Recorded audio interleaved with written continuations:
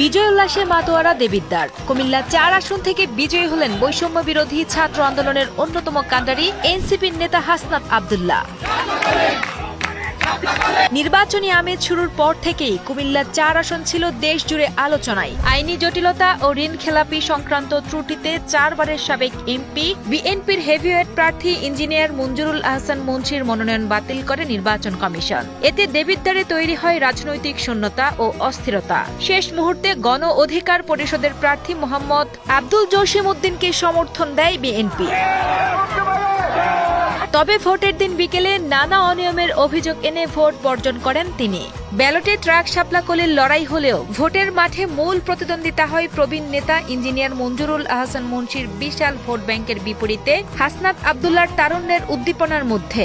রাজনীতির চিরচেনা অভিজ্ঞ নেতাদের চ্যালেঞ্জ ছুড়ে নির্বাচনের ময়দানে কাঁপিয়ে দেয় হাসনাত আব্দুল্লাহ। প্রচারণার শুরু থেকেই তার আক্রমণাত্মক ও সাহসী বক্তব্য তরুণ সমাজকে উজ্জীবিত করে, পাশাপাশি সৃষ্টি করে কিছু বিতর্কেরও।